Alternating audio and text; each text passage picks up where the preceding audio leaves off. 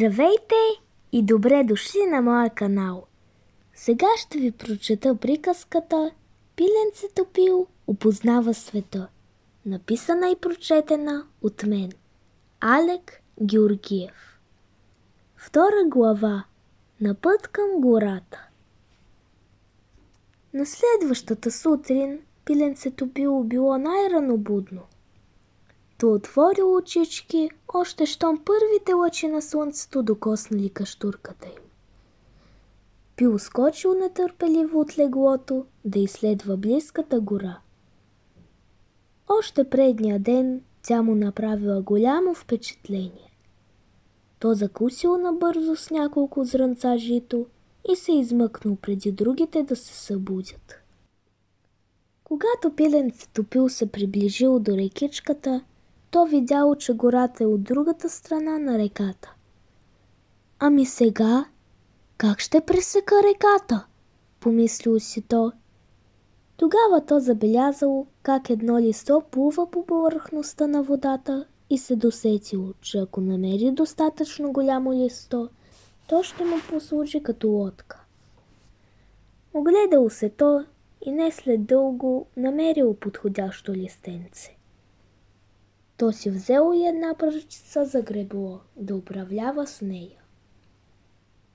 Пиленцето Пио се качило върху листото и като малко моряче се понесло по реката. Но когато стигнало до средата на реката, течението се е оказало прекалено силно.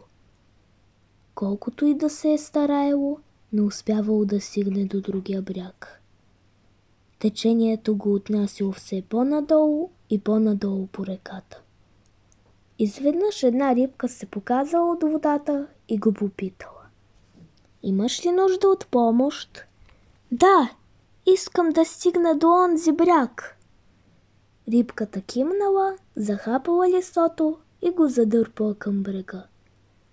Щом стигнали, Пиленцето Пио скочил върху пясъка, обърнал се към рибката и казал: „Благодаря ти, мила рибке.“ А рибката отговорила: „Ако някога отново имаш нужда от помощ, само извикай името ми и аз веднага ще дойда. Казвам се рибката Фифи. Аз съм Пио. Хайде да бъдем приятели.“ Рибката кимнала, махнала с опашка и изчезнала във водата. Пио щастлив тръгнал към горичката. Той вървял сред високите дървета и с почуда гледал гъстите хръсталаци. Изведнъж от един хръсталак се чул шум и няколко клонки се раздвижили. Пио затаил дъх и погледнал към хръсталака, а оттам се показала сивата мусцуна на страшния вълк. Вълкът веднага забелязал пиленцето и го подгонил. Пио се втурнал да бяга през гората с всичка сила, но големият страшен вълк го настигал. Изведнъж една лапичка го дръпнала и той се озовал в тъмна хралупа.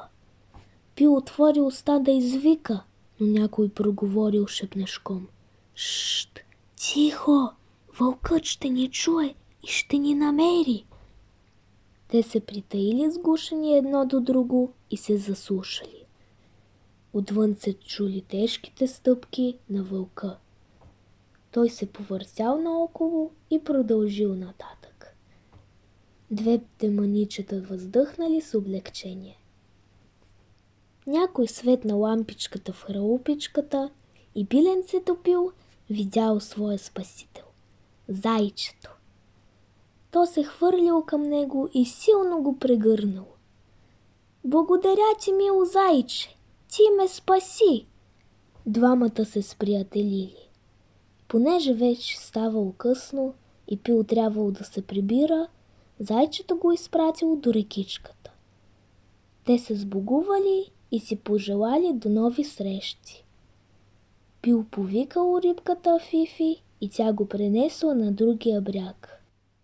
Още щом Пио стъпил върху пясъка, той чул тревожните викове на мама квачка.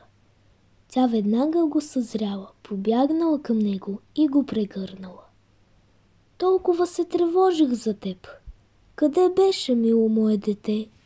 Попитала тя. Тогава Бил започнал да й разказва за своето интересно пътешествие. Слънчице мое, ти си с добро сърце и по пътя си срещаш добри приятели, но трябва да си по-предпазливо и преди да направиш нещо, да обмислиш последствията. Аз много се тревожих за теб, защото беше изчезнал без да кажеш и думичка къде отиваш. Но за следващия път да знаеш, че трябва да ни предупреждаваш за това, което ще правиш. Пиленцето Пил се замислил и разбрал, че близките му се тревожат, когато той прави нещо без да им съобщи. Той обещал на мама Квачка, че занапред винаги ще казва, когато тръгва някъде. В същото време било щастливо, че е намерило нови приятели – рибката Фифи и зайчето.